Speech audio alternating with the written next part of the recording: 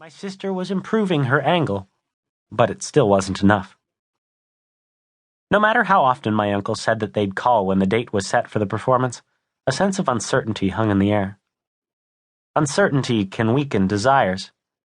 I thought I saw that happening in my sister's behavior, in the way she distractedly sat down and got up, in her wan smiles, in her silences.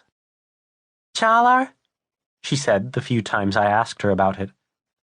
"Let's just keep on practicing." She wanted so badly to be in the competition that she couldn't even let herself dream about it. That's how serious she was.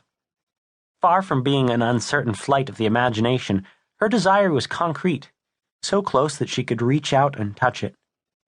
Maybe it was the best of dreams, the first of its kind, a dream with zero mileage, and no reality could detract from its charm.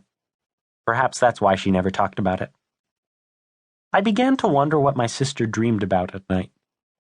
If someone you love doesn't tell you their secret desires, your only option is to peer into their dreams, because if you really want something, you dream about it. There's even an expression for that. The stuff of dreams. Take me, for example. Before I became the proud owner of an iPhone, I dreamed about it. The 4S had just come out. In my dream, I came home and there was an iPhone 4S box on the table. My father had bought it and said, "Give it to Çağlar." It was our home, but it was different. It was a wooden house, and the windows were like the portholes of a ship. A rather irresponsible architect had designed that house, but it didn't strike me as strange at all, as though our house had always been that way. I took the iPhone out of the box, but I couldn't use it because I didn't know the 4-number passcode.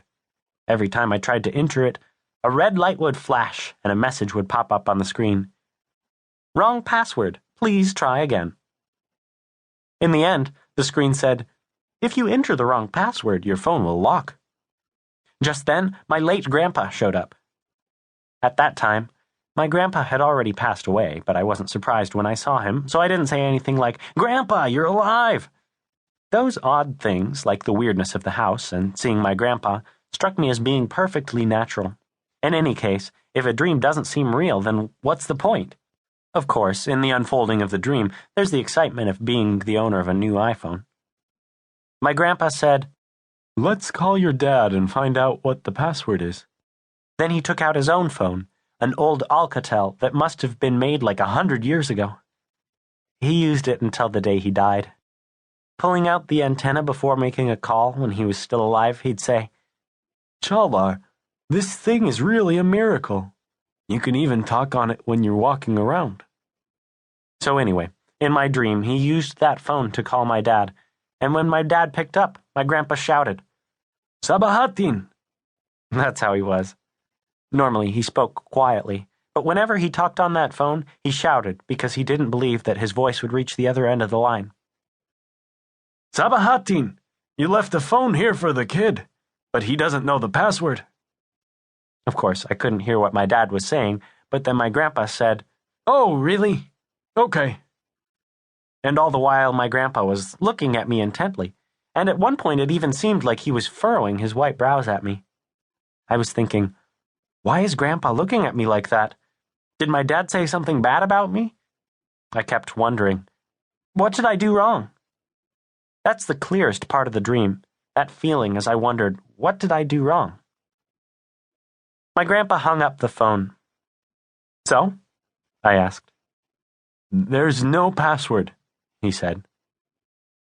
"What do you mean? The phone keeps asking for a password." We just stood there, looking at each other. Then I woke up. I lay in bed looking at the ceiling, filled with a jumble of emotions. I wasn't sure if I should be pleased or upset.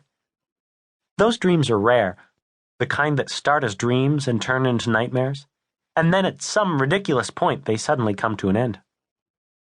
So that's how it was that morning. I was wondering about my sister's dreams as I prepared her breakfast. Why me? Because she won't eat breakfast unless I prepare it. A smiley face made of tomatoes, cucumbers, and carrots.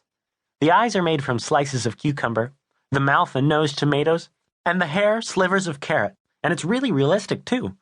Just think of a woman with green eyes who dyed her hair orange and put on lipstick, whose nose has turned red.